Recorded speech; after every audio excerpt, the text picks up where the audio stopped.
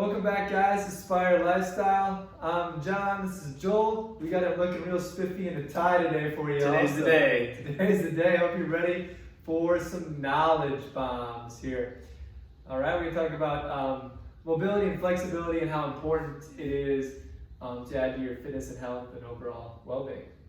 Yeah, so today we're going to be discussing, like you said, flexibility, mobility, how important it is when you are working out, whether it is cardio or weightlifting. It is vitally important in both aspects regarding that. So as we move forward, we're going to discuss a little bit about when to stretch, how to stretch, what different kind of stretching to do that can definitely help for various movements as you work out, and then also just timing it, how long to stretch for, and the difference between dynamic stretching and static stretching. All right, Joel, what are some of your favorite, like let's say you're going to work out, what are some of your favorite stretches you would start and do before a workout?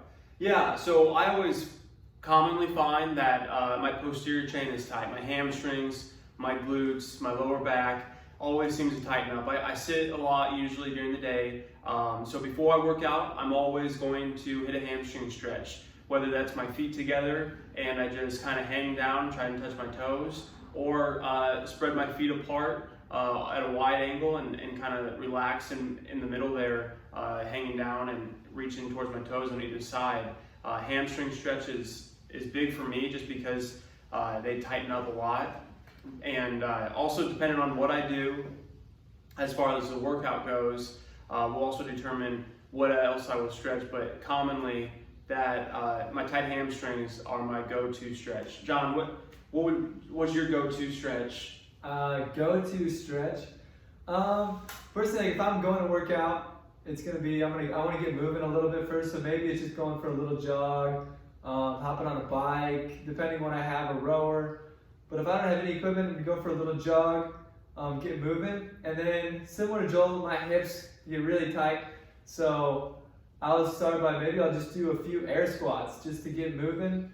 If depending on how the week of workouts have went, sometimes my hamstrings will be a little tight. I'll have to do maybe some straight leg kicks, pretty simple, or even just some smashing. So I'll take like a PVC or a roller and I'll smash out my quads, get some blood flow to that area, get them moving as well. But similar to Joel, my hips get really tight from sitting a lot, or if you're driving, some of you guys drive a lot, and it's very important to get them moving and avoid some injuries that can come if you don't take care of them. Yeah, so like John said, he's more along the lines of a dynamic approach to stretching and loosening up, where he'll do the active movements with the air squats, the running, the jogging, the karate kicks, hits the hamstrings as well, but it's a dynamic stretch, where I like to do static stretching, and that's just personal choice really. Static stretching isn't worse or better, there's no one key fits all, but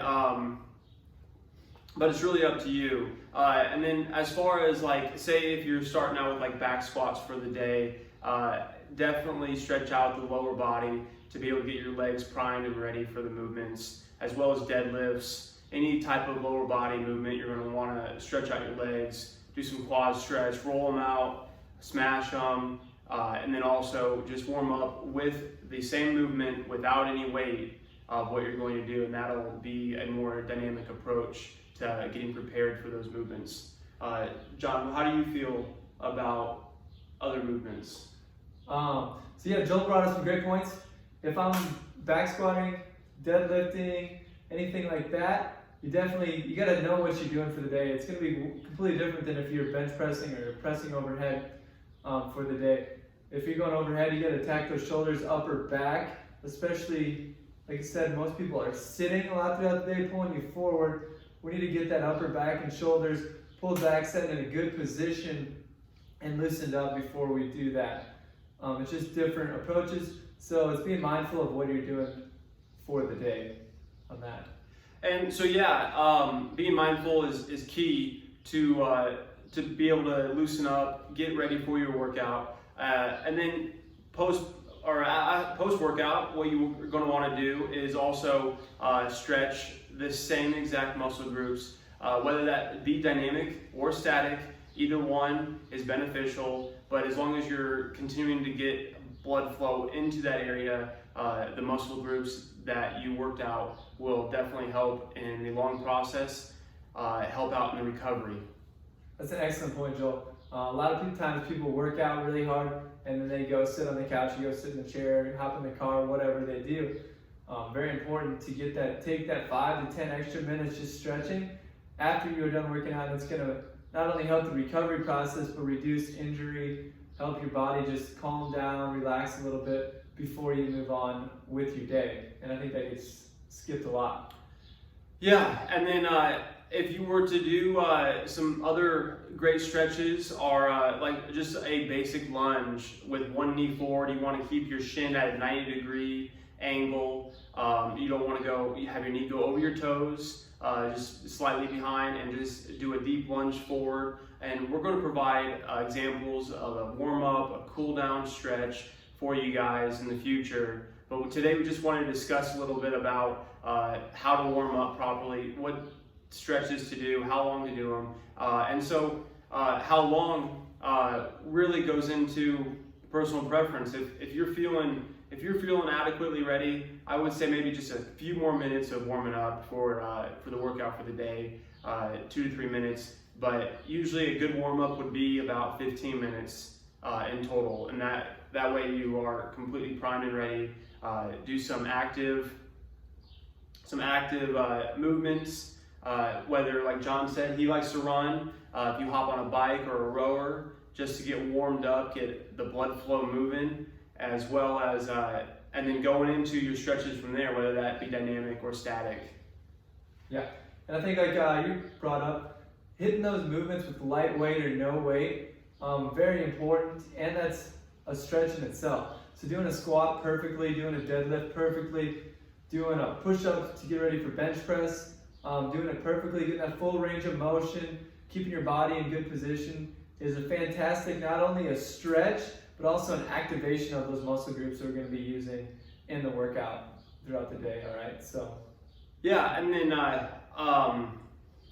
I think another good time to stretch too is actually right before you go to bed, or 30 minutes before you wind down and get ready for bed.